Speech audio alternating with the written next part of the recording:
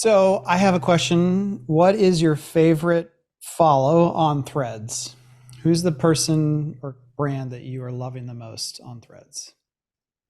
Oh, can I be honest? Yeah, I don't have one.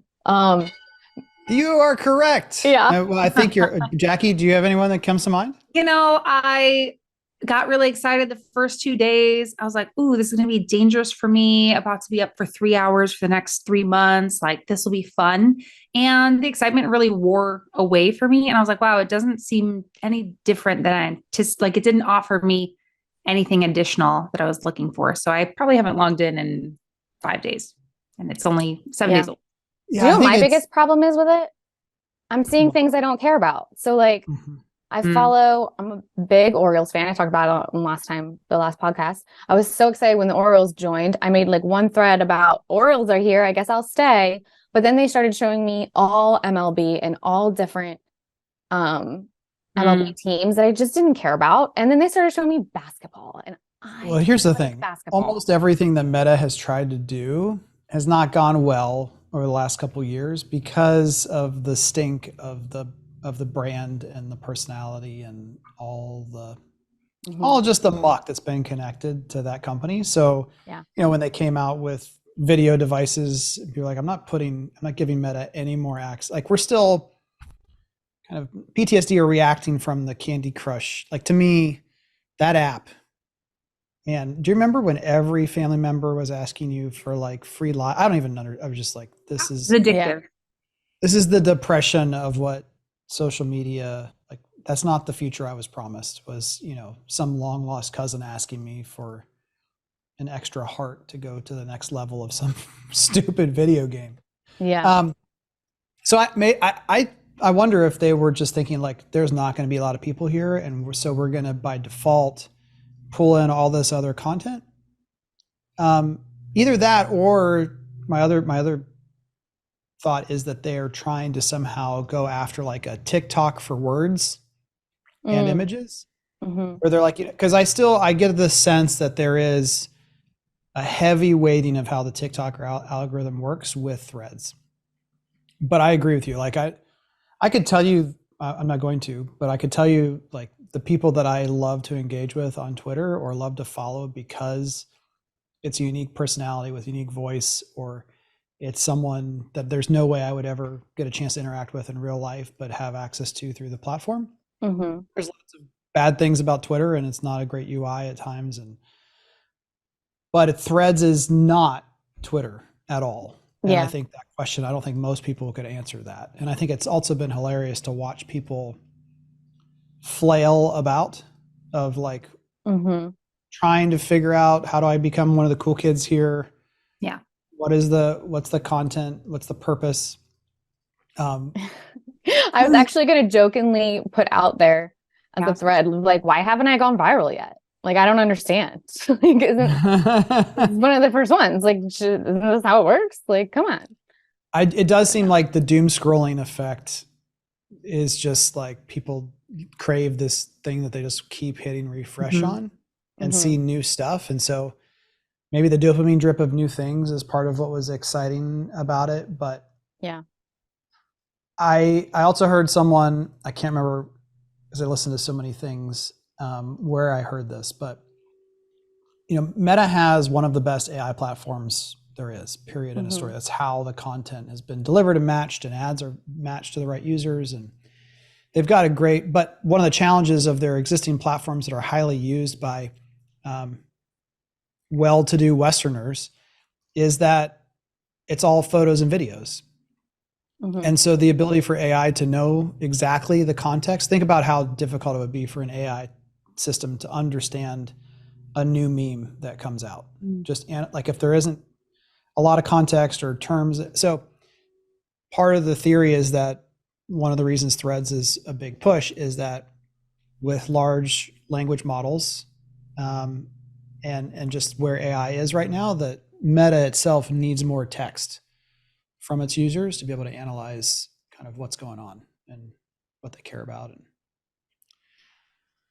it has been fun to watch it happen, but I think one of the things about Twitter is that it provided a place for people to have a secret personality in a way, where like they could be a different version of themselves, somewhat unhinged, in short spurts of time. And while that brought in a lot of negativity, obviously, and maybe perhaps like the worst parts of ourselves, for me personally, like I'm hidden on Twitter. Everything is private on Twitter because it's like my place where I can like do my secret obsessions over like Marvel and like and like follow the releases of like secrets of Spider-Man and like things like that, where like no one has to judge me. I can do it on my own and I can follow all this stuff on my own. Whereas like Threads, you're a little bit more exposed. And so I think people were hopeful that maybe they could be this alternate version of themselves exposed to the people they're already interacting with on Instagram.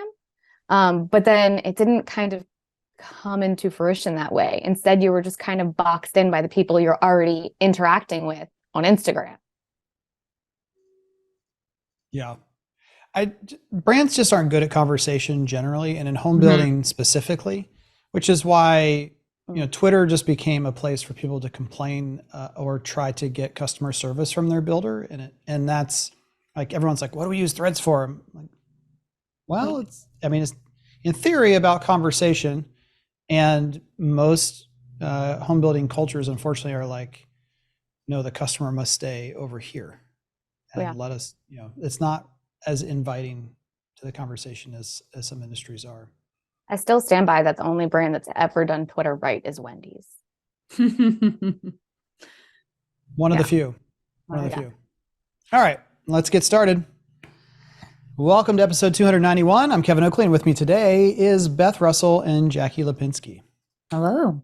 Hi. So, story time. Let's get it going. We've got a jam-packed show with so many great conversations. We already covered Threads. I'm not excited yet, but I'm glad that they're trying. And if anything, competition between the two platforms, I think, will help both platforms improve. But moving on to more fun things. Jackie, take us away with story time. Oh, yeah. Thanks, Kevin. So this will be my last podcast for a while. Oh, yes. Tell everyone why again, if you're not paying attention. If you're not paying attention, heavily pregnant. Having a kid at any moment. So going on maternity leave here shortly. That does not mean I will not creep in the shadows of the home building industry and stay connected. So that is a problem I have. I will still be kind of in it 2 a.m. now, but I will be watching and monitoring things. But one of the things for my story time I wanted to talk around is, every year I set goals for myself. There's miscellaneous things I like to do. And this year I was like, hey, I wasn't proud of myself and how many books I read last year. So I want to read 20 books this year. And then finding out I'm having a kid, I'm like, okay, I want to read 20 books this year. That means if my kid's coming in July, I have until July to read books. So based off of someone's recommendation, I started reading Leading with the Heart by Coach K, which was Duke's basketball. Excuse me, it was my husband. It was but it was also the bear. They kept referencing this book, and I'm like, oh, I have to go get this book. And then I mentioned it to you and someone else, and you were like, yeah, that's my husband's favorite book. I was like, There is a show on Hulu. There's a show on Hulu, season 2. Definitely recommend it. They keep talking about this book, and I was like, okay, well, this is annoying because I have to go get this now. Like, I need to be like, I need to understand the sub context of what they're building and what they're trying to build in this show, because I'm a super fan of that show. But one of the quotes was from Coach K is, whatever a leader does now sets up what he does later, and there is always a later. And that kind of reminded me of how we're talking to builders now. Sort of as July hits, we go Q3, Q4. Let's talk about the plan. Let's talk about this. Let's talk about the timeline. Let's talk about how we're going to accomplish these goals, because like he's saying, there will always be a later, and we will always need to be prepared for these moments in time and what we anticipate. And we don't need to create like disaster relief plans for everything that might occur, but we do need to consider what could occur based on what we know is going to happen. And so one of the things I would just say, thinking about Q3 and Q4 is, prepare and plan, understand how to explain with data, understand problem solving with your own data, and then taking an advantage of any time you have to fill your knowledge gaps, so that there's no panic mode button.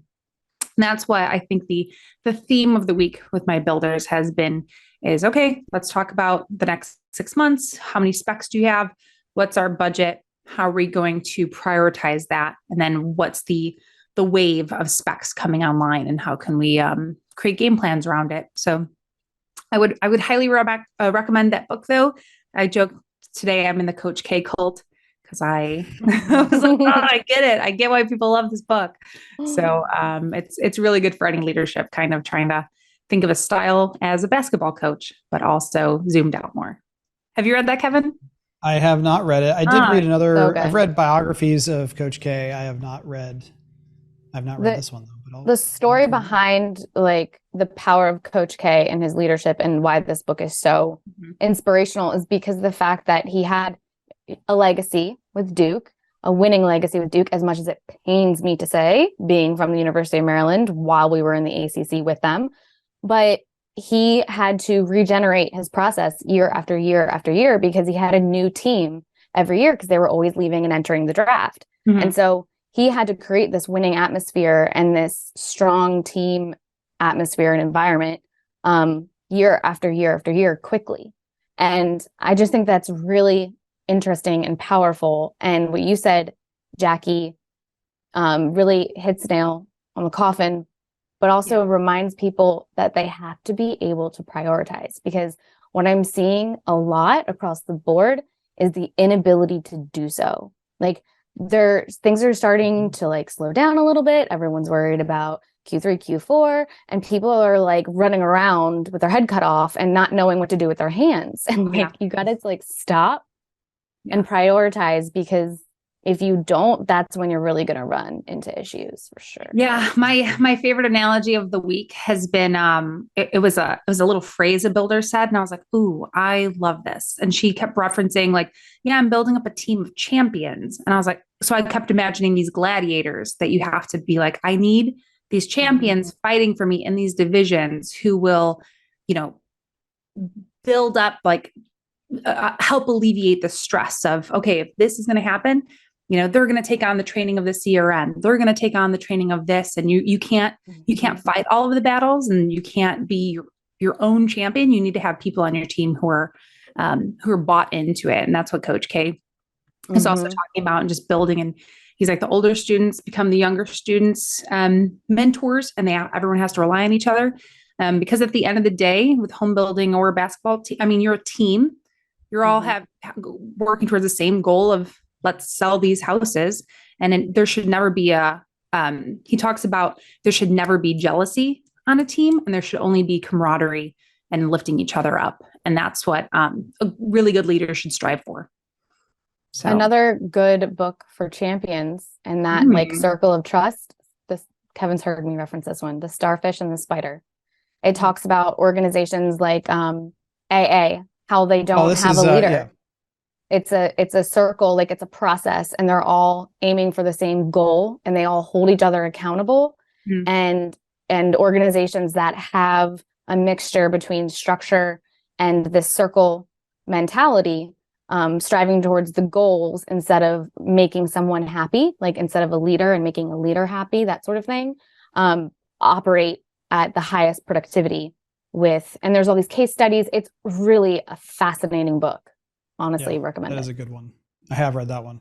I think a lot of times people feel overwhelmed and they don't know what to do, and they're so busy that they don't have time to, well, they always have time. That's first fallacy number one, is they don't have the time. But I just, when in doubt, make a list. It gets things out of your brain. It puts it on paper or on a screen or wherever it needs to be. But you can't, so many people try to prioritize the wrong way too. And if you don't get everything out, you can't prioritize. And the other thing that I think it's such an easy out, and it's not even an out. It's one of the things that you need to do is let the person you report to or work for help you with that prioritization. That there's countless times where I would go into the person that I worked for and would say, okay, here's the list. Here's the stuff that I just know intuitively can be deprioritized or adjusted. But there's still 6 things on this list, and the resources only really exist for 3 from my perspective, being open to that being wrong too. And usually they don't even hesitate. They're like, oh yeah, it's that one. And you're like, okay, there might be other voices in the organization that would disagree on the thing that was chosen, but that's the person that you work for, or that's the company owner or division president, whoever. Like, that clarity is extremely helpful, and you don't have to do it all on your own either. Yeah. I also just think like this idea of there's always a later also just makes me think about time travel generally. And like, humans can time travel. That's kind of one of the fun things about us, is unlike other creatures on this planet, we can go back in time and we can go forward in time with our brains. Just how like we can envision the future in a way that no other creature can. And so part of that, what you're saying too, Jackie, is like Q3 and Q4 always happen. And so that's why, your first year you get a pass of being surprised that there's less leads and less activity. But after that, if you're still surprised, like, it's your fault. You should know what's coming, and be over prepared for the upside might happen in some years where Q3 or Q4 does help you out and is stronger than expected, but that's not really how you plan. And so like, I'm continually surprised by the amount of things that people struggle with, like cyclically. You're kind of like, huh. And again, I think it's because people are running so fast that they often don't do a postmortem either of like, that was tough. I wasn't expecting that. Why wasn't I expecting that? How can I be better prepared? What can I use as a template to help me think through this better next time? Take that time for reflection. I mean, one of the simple things we did this week was someone's like, I don't know if my budgets are gonna, and how many homes available makes sense. I was like, well, what's your cost per sale right now? And they're like, I'm like, yeah, let's just do some homework. Let's just predict in the future. So, so having that time, just breathe, do some math also, and feel confident, and not just, you're right. Like, you can't go into it blind every year. You have to have consistent steps that you're doing to help think about the future. Yep. Beth. Home update. As a reminder, we require all employees to go through the process of building a home at some point in time so that they can share their experiences on the podcast with all of you. How's it going? It's going. There's a lot of progress being made. We have a driveway. We have cabinets going in. Trim is in. There's things happening. So yeah, I'm really excited. My husband is there in Georgia now. So he's been sneaking over to the house, and it's so cute because he's been like, he is of the mindset of like, we'll just do what you want. Like, build the home you want. Like, I don't care. I'll live in a 4x4 box if you want me to. I'm good. And so, but now that he's there and he's visited and he's met with our builder, he's addicted. And so he keeps going over and checking on it. And he couldn't help himself. He had to go see some of the cabinets being put in and things like that. So it's been really exciting, but it's also been a reminder because, as we progress, I'm getting really excited, but the nerves are hitting higher and higher because it's a matter of like, okay, well, what is the total price going to be? Because of the type of build that we are doing, what is the total price going to be? What are the mortgage rates going to look like? Is this still going to be feasible in a matter of like, am I comfortable with that amount? Are we going to feel comfortable with this purchase when all is said and done? So we're still living in that world of uneasiness, and I am stalking all of the listings in the area and all of the listings in the neighborhood popping up and going for sale and like comparing, Wait. Are you saying you're still like house shopping, but not? But not, because like we love our house, but I'm more so looking at it as a comp perspective. I'm like, this house popped up in the market. How much is it per square foot? A comp perspective and an exit plan is like the military planning mindset of like, just always in have case. a plan B. But no, it's more like I want this house. I love this house, especially the lot that we're on and everything. And I've put my heart and soul into this house, but I do want to be prepared. One, and two, I want to ensure like we know we're not going to be there forever. It has to be a good investment for us. So I have to remain smart. But like as a builder, you have to remain on the pulse of your buyer, check in with them, see how they're doing with the process, and like communicate with them, because they might be doing things. You don't have to communicate. Why? I mean, why? You're saying that like you have to, but tell me why. I don't believe you. I'm anonymous builder X here who's like, we just build them and they move in. We build them and they move in. Hopefully they don't submit warranty requests. Well, it's, there's so many different ways to answer this question from our personal process, which we can dive into a little bit. But like, not only am I looking at these homes and thinking, oh, this house across the street just went up for sale. It does have the amount of bedrooms we're looking for. It's the size we're looking for. It's also $20 per square foot less than we're anticipating paying for this house. Why is that? I mean, it doesn't have the colors I want. It doesn't have the size kitchen I want. So it doesn't, like, it's not checking all the boxes, but it's checking a lot of them. So if I weren't who I am, perhaps I would jump ship and go over to that house now that it's available, because there hasn't been a house like that available on the market at all. You know what I mean? So like keeping them engaged. Also, there's been parts of the process. I love our builder. He is wonderful. He's one of the nicest human beings in the world. And I would do this with him over and over again. Is this a bless your heart thing coming on here? Yes. But there's been parts where it's like, oh, I wish I would have known that. Or like, hey, remember we said this? And part of it is just that they're overwhelmed. They have a lot of projects more so than normal going on right now. And I have more sympathy, or empathy rather, for that than maybe other people perhaps would. And so, just remembering who your buyer is, what's important to them, what they're going through, if you want to keep that sale and you want to get that good review in the end. Because if I weren't me, maybe I would go on a rampage on Google. That's been a hot topic lately. Going on Google afterwards and being like, their communication was awful. They put the trim in that I didn't want without telling me. I had to get them to replace the doors.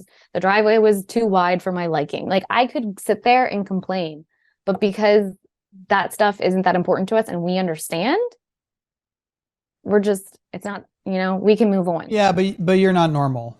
No, I'm not. So you've been through this process a few times. You've worked for a home builder.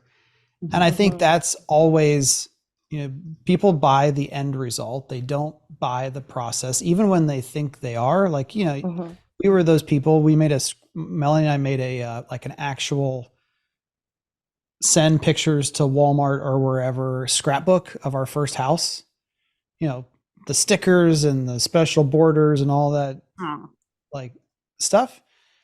But then you're in it and you're like, ooh, but it's almost like, when I don't know if we want to go here, but like when you have a baby, when I was actually thinking the baby first comes out, you're like, I mean, not when they give it to the mom, but like when it first comes out, you're like, that's a lot of blood and it's not, I just remember, I think I think this is on tape actually. I was just like, whoa, like that was my first sound. And so like should you proactively say, hey, this is going to be a journey and an experience? Yes.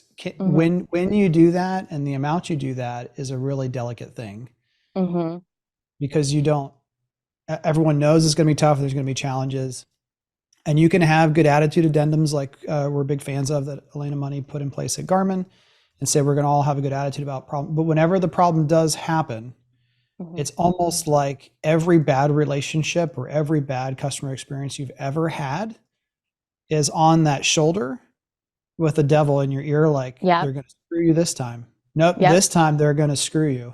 And then you've got the second most emotive word in the English language is home after mom. And so like, other than your mom, smacking you upside the head, the worst thing that could happen is someone does something to your home that you made selections on and are putting all of your finances into. I will recommend it's hard. how we're going about the process, which is kind of interesting, is that like the first half of the process, like finding the home, doing the selections, making the changes to the floor plan, picking things out, like I really took on that process. And now that my husband is there and he is able to communicate with the builder in person and he's there pointing out the things that maybe aren't quite right, because he wasn't part of the other part of the process as heavily, he's much nicer about it. he's like, hey, and he's approaching it a lot more gingerly, and it's making the conversation a lot more positive.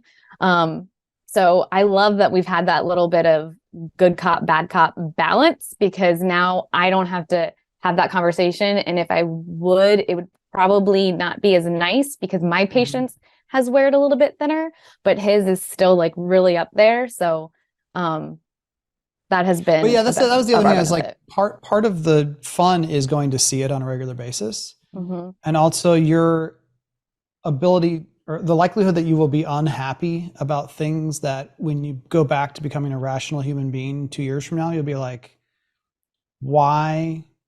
Like right now we're looking at finishing the unfinished part of our basement, and the opening from the part that's already finished, there's currently just a 4-foot door that opens up to the unfinished part of the basement. And the plan is to open it up to 18 foot wide opening, cased opening.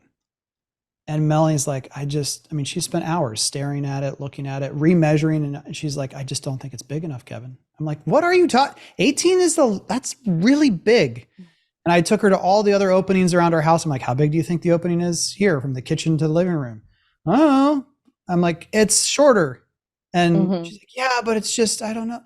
And so I promise when it's done, she'll be like, I don't know why I spent so much time, but like, you just feel this need to do that, like to make a good decision, to not mess up. Yeah.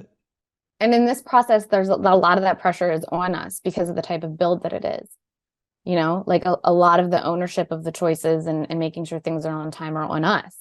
So it feels I feel more pressure than I have in previous purchases for sure. And that's why I know some builders that we partner with have like concierge positions or liaison positions. And it's this psychological thing to me of since I was 4, like I was the annoying little kid who wouldn't apologize to their parents when they said, say sorry. Because with all my being, I was like, but you just told me to. So if I say it right now, it's not genuine. Like I can't say sorry if it's all a lie. If I say sorry right now, I clearly don't mean it. You just told me I'm in trouble. You gave me a spank or whatever. And now you want me to say sorry. I'm like, that doesn't seem correct. So there's a big part of me that just doesn't like this thought. But part of being like a good design studio employee or employee of the company is reinforcing decisions that have already been made. And that can feel disingenuous, and you could be like, oh, but I wouldn't do that with my kitchen. But they're doing it for their own reasons. And as long as they're not doing something that like 90% of the time is going to be a really bad idea. Like the number of times that people have mentioned something else to Melanie of like, well, have you considered X? I'm like, oh, you think you just helped her. You did not help her. No. I'm like that with Melanie. Like, I should have had dialed down choices. Like it's like baby names, right? Yeah.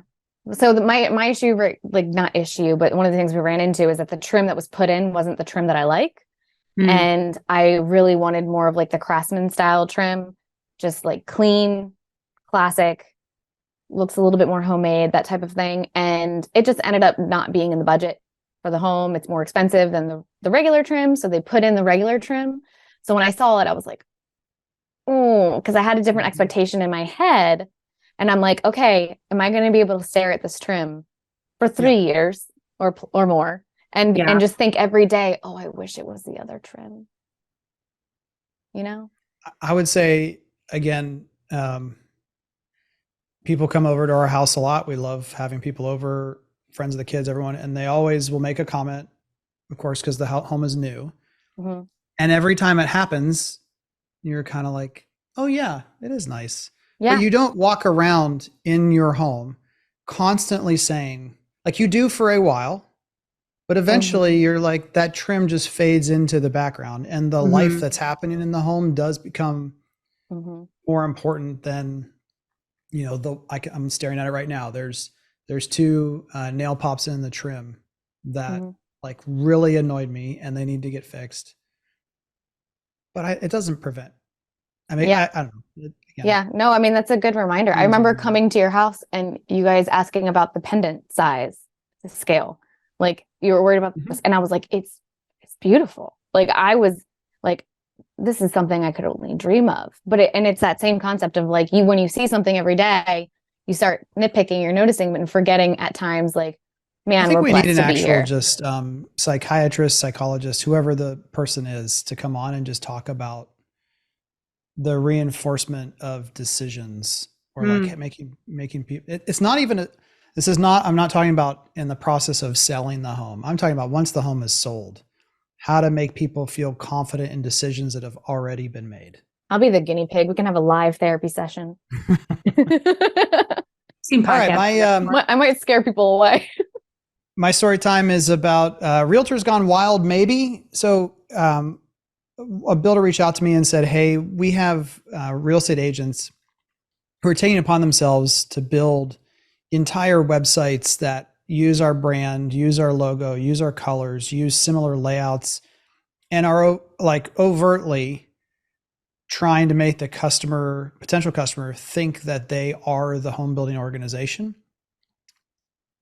At the very least, like highly connected inside partner of the organization. And, that's been around for a long time, but this particular example was like, wow. I mean, I passed it around internally here, and everyone on the team was like, don't think I've seen anything quite that brazen.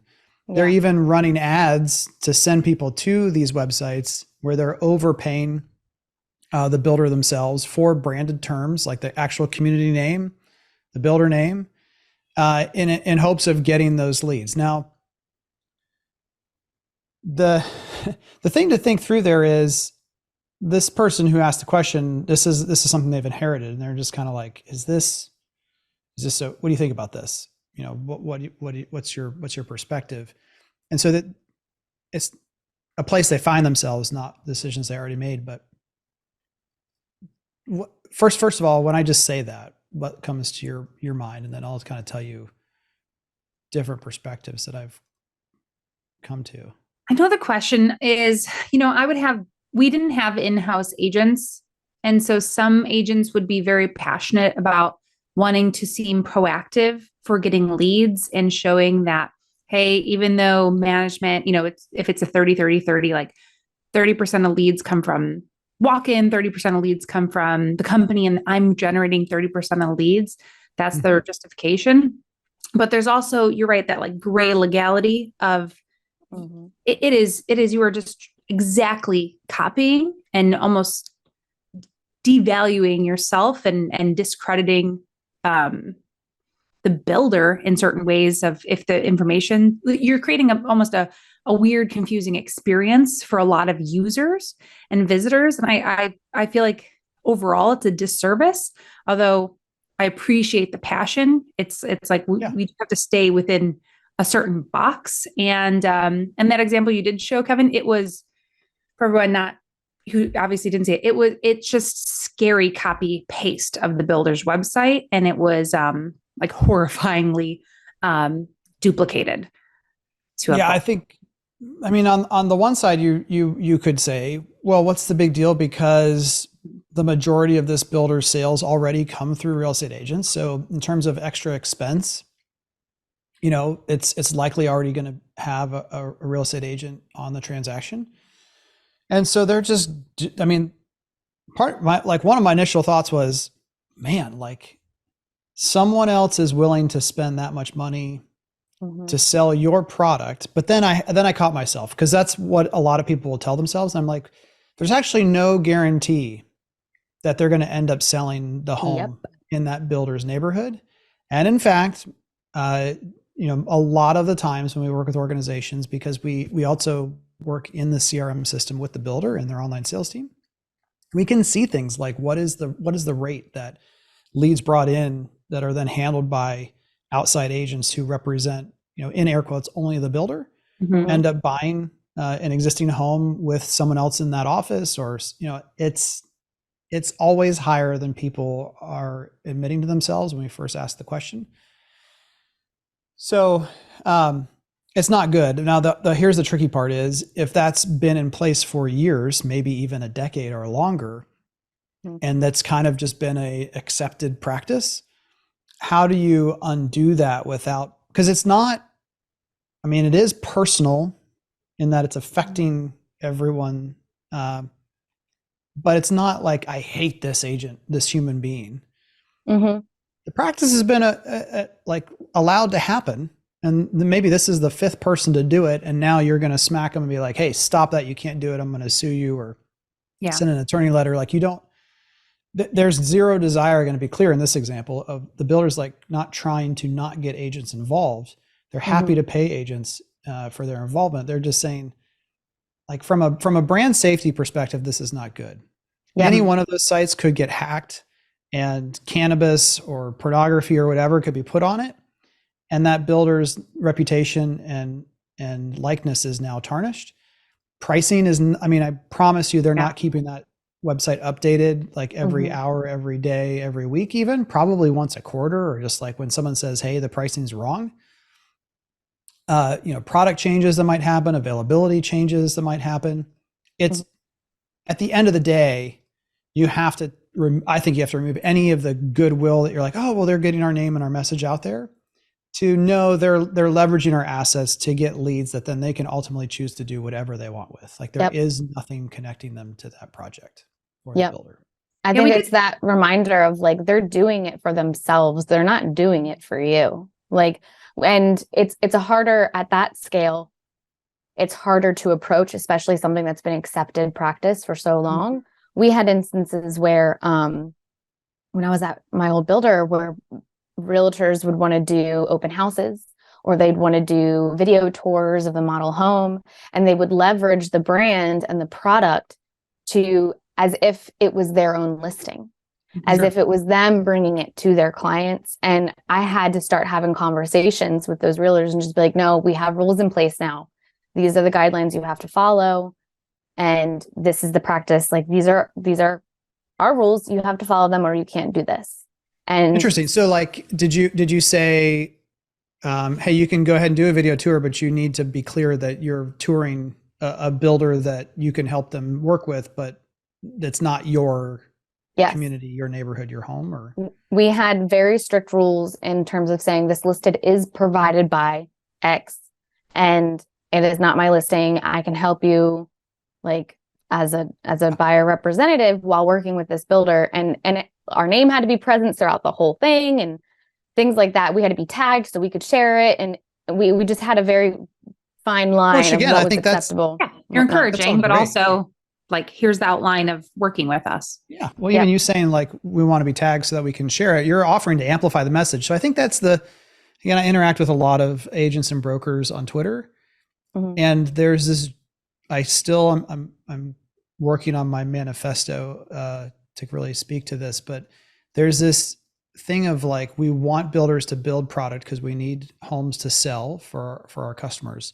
And also everyone hates builders, more or less. Or when I say hate, I mean, and I understand it, and we may not get to more than 2 articles today. Sorry, folks, but okay. Standard. I told the group today, like, I feel it's been a while since I've been on a podcast. So I have a lot of different things that are been on my mind. And one is this like, well, XYZ builder, all the builders in my area just build crappy homes in areas no one wants to live in. Like that is you don't want to go with that builder because crap. And I'm like, that as I came up with this one, I said, all existing homes were once a new home, right?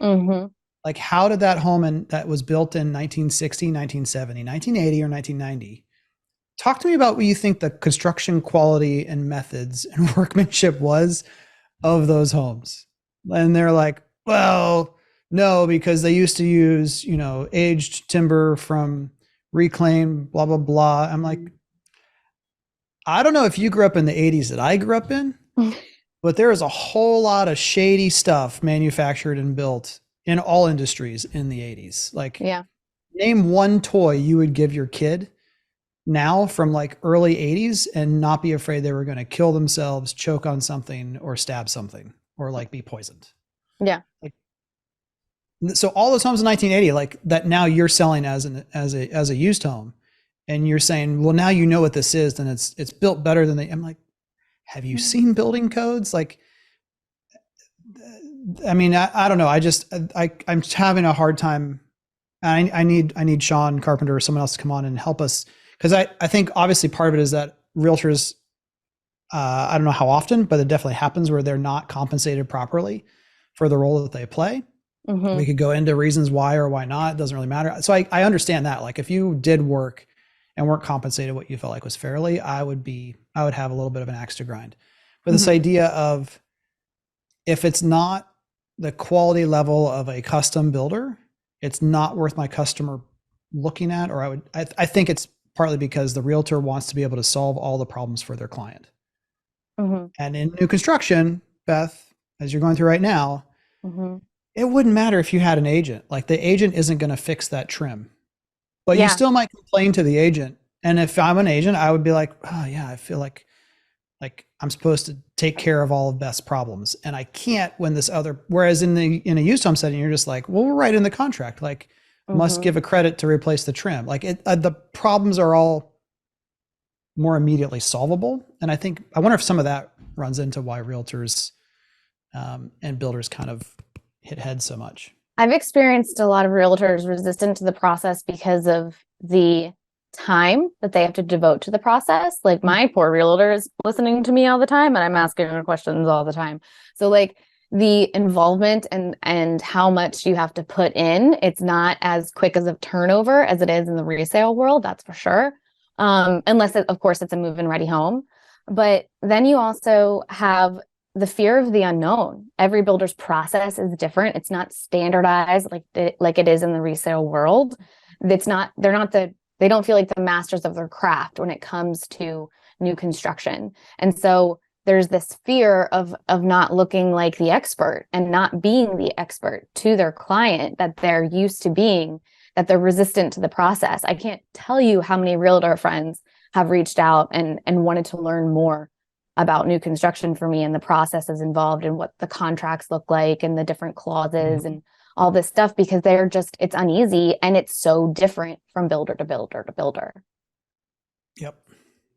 Okay. So I just sent Sean a text message and I said, it's time for you to come back on, and we'll dive through what he thinks is causing some of this. Because realtors are arguably more interested in new construction than ever before due to the lack of listings. And a lot of builders, depending on the price range and location, really need that partnership in order to be successful. So it'll be an interesting conversation. All right, on to the news. And first up from TechCrunch, there is a Thread app update, everyone. So Instagram Threads update brings iOS 17 support, among other small improvements. Here's the most exciting thing from this article that I took away is they said, without a doubt, a follower feed is in the works. So only seeing posts from people that you follow, plus ads eventually, of course, is in the works.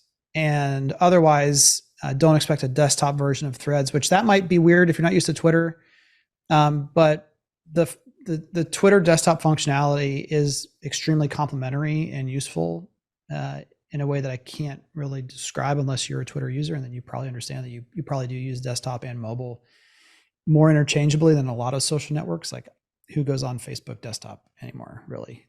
But that's coming down the line. But I think the biggest thing is they desperately need that follower feed to come out. And just like builders, it's all about retention right now, man. They're trying to retain those users. Well, I guess, and also from CBS News in our next article, Zuckerberg claims tens of millions of Threads signups within days of launch. I think they're narrowing in on that 100 million mark. If not, are they past it now? We are past it, yeah. Okay. Which is the mark that people generally are like, well, it'll kill Twitter I don't think that's going to happen. But lots of people are on there. And I think once the noise goes away, and that's the other, like, again, I try to find the same people that I follow on Twitter on Threads, and a lot of them just aren't there yet, because I don't know how they'll accomplish this, especially with our other news article from Mashable of Twitter now blocking visitors from viewing tweets and profiles unless they're logged in. But like, the platforms are similar enough that people don't want to have to create the same post twice. And so it'll be interesting. Like, they both want people to choose, but people don't necessarily all want to choose, because you want to be able to follow all the people you want to follow anyway. What do you think about either the speed of growth at Threads, or the fact that Twitter is acting like the child who, is taking their ball and going home? Well, it's interesting because, Meta has done this before when they reinvented TikTok with Reels, but then what ended up with Reels is that people were just republishing what they were putting on TikTok onto Reels, which I appreciate. As a person who's anti-TikTok, I could at least see some of the same content that people are talking about on Reels. But then you also have that happening on YouTube Shorts, where people are just repurposing the same content that's first on TikTok and putting it on YouTube Shorts. And I think their biggest hurdle is going to be getting that first line content right on Threads so it catches on, instead of the repurposing of what they're already using on Twitter, but then going to Threads, because they haven't, I think, like we kind of talked about earlier, they haven't really established what the difference is, what the voice is. They're just hoping for more positivity, and they haven't figured out the personality. I'll even admit, and they'll know who I'm talking about, but I won't say their name. But it was funny because they're like, and here's my top 10 tweets on Threads. And it was like, this is Threads. Like, what are we differentiating? And I think, like you also said, with the updates to the app, they're also like, oops, we should add these features because we know these features are valuable. But I will say it is like, oh my gosh, the silliness that's happening between Zuck and Elon of like, let's fight, let's not fight. And then that article you were going to reference, but we can probably ignore it. Actually, the Twitter now blocks visitors from viewing tweets unless they're logged in, was from June 30th. And then on July 5th, it was like, well, Twitter silently removed that requirement from viewing tweets. Just kidding. Just kidding. Yeah. But then that was on the 5th. And then on July 6th is when Threads was going on. So I feel like almost they identified the volatility. Well, and then they limited the amount of, like, there's the whole, like, you can only view so many posts a day on Twitter. And I think that was probably in fear that Threads was somehow scraping, or another service is scraping data off to try to help Threads launch. But they're not, again, I think it's good competition. That's the thing that most excites me, is the competition. Yeah. It's usually better for consumers. Mm-hmm. And I do kind of, I know who you're talking about too, with the 10. Here's the thing. So many people never, like, Twitter is like coffee or wine. Like, I don't believe you if you're one of these people who you say the first time you took a sip of wine or alcohol or a sip of coffee, you're like, where has this been all my life? Delicious. It's an acquired taste. You got to go through that thing of forcing yourself to be exposed to it enough times where you develop that taste for it. Twitter is the same way. It is, because, like, you have to be able to dedicate the time to find those interesting people and topics and get involved. Mm-hmm. And there's a huge barrier to entry that a lot of people just didn't get into.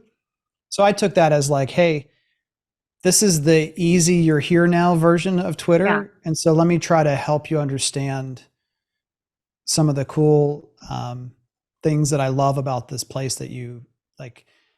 I don't know if you have anyone in your family who's just like, yeah, we got to get you out to so-and-so. And you're like, I like you, cousin Ernie, but I'm not gonna, I'm not coming to, I'd go anywhere because I love to travel, but I'm glad you like living in Tibet. I'm not gonna travel all that way to come see it, like, but they're always just talking. Twitter people are kind of like, you got to try Twitter. And everyone's like, yeah, I'm not. I will say it was really interesting watching the program grow so quickly, because it's not like I saw commercials or this or that. It was just all of a sudden in Instagram stories, there's just this. Oh, they pre-saled without fail the crap. They did. They got the celebrities. Like today we were talking about how we're like, you can balance the popularity. No, the geniusness of it's it's that secret, it's the cool kid, it's the FOMO, you know, having to type in threads to see the ticket emoji, to click the button, to get like, here's your rotating ticket that tells you when you can get in the park, like all the massive amounts of, again, psychology was put into how to do that. Because again, you're talking about like, they could have done it with any platform. They chose Instagram because Instagram is their best, most viable platform, again, for rich Western folks. And so who advertisers want to reach. And so they use Instagram, they leverage that. Like, I just thought that was brilliant. The whole rollout of it was brilliant. And then it was, you got on, how come I didn't know about this? No one told me. Then the news cycle hits, then everyone, like it masterful. Let's go from, you know, the world of memes and egos of Instagram to what I think is just like classically, like when I see this article, I'm smiling right now for those of you who aren't watching, because I just feel like this article is a Kevin Oakley article. I don't even, that's not an adjective, but that's in my use. But here's the title from theverge.com. AI is killing the old web and the new web struggles to be born. It's kind of a heady, like, you gotta, it's like a Baz Ehrman. Is that the guy, the director, Baz Luhrmann? Like his movies, like you have to be committed and pay attention or you're going to miss and be lost the whole time.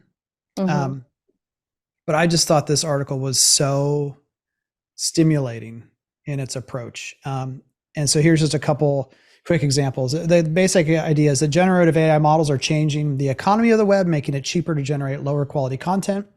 And we're just beginning to see the effects of those changes. In recent months, the signs and potence have been accumulating with more speed. This is having an impact. And then here's just a little bit more from the article. Google's trying to kill the 10 blue links. Twitter is being abandoned to bots and blue tickets. Blue ticks, there's the junkification of Amazon. Just try to throw as much crap on every term in the hopes that you get someone to buy your stuff. I love this one. The enshittification of TikTok. Layoffs are gutting online media. National Geographic just fired their last writer. So everything there is, I don't know what kind of content, but it's people taking pictures and then who knows what else. Job posting looking for an AI editor expects output of 200 to 250 articles a week. ChatGPT is using to generate whole spam sites. Etsy is flooded with AI generated junk. Like everyone is selling PDFs and vector files of text. Like the whole Etsy thing, that's a whole other conversation. Chatbots cite one another in misinformation. LinkedIn is using AI to stimulate tired users. Snapchat and Instagram hope bots will talk to you when your friends won't to keep you engaged on the platform. Reddits are staging blackouts. Redditors, Stack Overflow mods are on strike. The Internet Archive is fighting off data scrapers. And AI is tearing Wikipedia apart. Deep breath. Yeah. But it's just, it's this a kind of like existential, we don't know what to do with this stuff yet. Like usually marketers ruin everything after it's cool for a while. And it's just like this particular tool of generative AI can push out the crap so fast that marketers have ruined everything when we were just getting started in a way. Yeah. It's interesting because we said right before we hopped on live on the podcast of like the internet was already an untrustworthy place. People were already doubting what they were reading, and now that's just magnified. Where now you have to look at everything and be like, is this real? Is this real? I don't know. Yeah. It's becoming, I definitely think it's becoming exhausting, and you have to and that I think was about the enshittification of TikTok too, article, which they can link to. But yeah, it's definitely, it was funny. I had a builder, it was maybe a month ago now. They were telling me, they're like, just nothing feels like it's new. Like, is there what's different? What's happening? And now I'm just like, you jinxed yourself. Cause in the last month, I just feel like everything has kind of gone a little like more haywire. And it's even like ChatGPT, people are complaining because they feel like it's like overanalyzing things that then are AI generated, and it's becoming dumber. And it's becoming harder to to sort through use. And it's almost like we reached the peak too fast, and now it was way too sudden. And so now we do have to go back and scrape and analyze how things are there. And so that comes back to always the disappointment of the lack of human element that I think that people, they still need. And you can kind of, your BS detector kind of goes off too when you're reading those articles, or just, it feels like there's no human to it. It doesn't feel good. Yeah. All right. We'll do one more article and then favorites. The last one is from fox4news.com. Dallas City Council bans short-term rentals from single-family areas. After a day of debate, the Dallas City Council voted late Wednesday night to add restrictions for short-term rentals like Airbnb and VRBO. Council voted on the issue a little before midnight after more than 4 hours of testimony from dozens of people on both sides. So you can still do short-term rentals in multifamily areas, which I think is, there's lots of it. What do we thought? Ask me where I'm moving this weekend, Kevin. Yeah, where are you moving? I leave on Saturday to move into my Airbnb in a residential neighborhood. Yeah. And it's necessary for our family. I think, like, there's obviously pros and cons to Airbnbs, right? And they can bring in the good, they can bring in the bad. But like, builders especially have to be aware of this, because your customers are oftentimes relying on them. I know the military relies on them. My friend who moved to Hawaii, they couldn't get a house because the market there is so insane and so expensive. They lived in an Airbnb for 3 months. Our house isn't going to be ready until September, and my husband's already there. So we have to live out of an Airbnb for 2.5 months. It's just like, we need this temporary, and the Airbnbs in that area, actually, most of them are for travel nurses. And the travel nurses rely on quality Airbnbs in nice areas for them to stay, that are safe and allow them a quiet respite away from the chaos of the hospital. So I don't know. I understand. As a homeowner of not wanting. That would be the question: is why can't they stay in like an extended suite hotel chain? Yeah. I think I'm not telling you should. Yeah. I'm not making an argument either way. It's just, we didn't have them for so long. How did people survive without it? Is this like a catastrophification of a problem that's like? I think it was comfortable. So for me, every Thanksgiving, I rent an Airbnb for like 16 people. That is not fun to be the booker of. And that's also because you just want to have that home feel, like that feeling of togetherness sometimes. And when you pool that money together, it financially makes sense for a single family home. So I don't know. I think I agree with you, Beth. It's like, there should be some, like, I think elements of review, but I can also understand the homeowners. Like, one of my neighbors is a rental, and let me tell you, it is the worst house on the block, and it is like disappointing.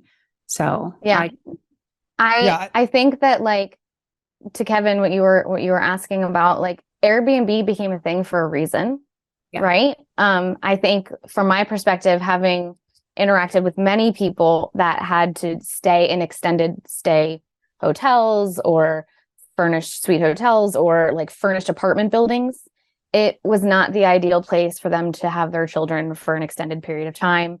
It was really difficult. It added more stress. It made what's already considered one of the most stressful things of our lives, a move that we have to do almost every year, even more stressful. And so the thing I hate the most about what they did is by saying, well, in multifamily and commercial, it's totally fine. Yeah. And it's just this sense of like another dividing line, another like, well, those folks already have to deal with riffraff and whatever else. So like, let them eat cake, go ahead and like continue doing short-term rentals there.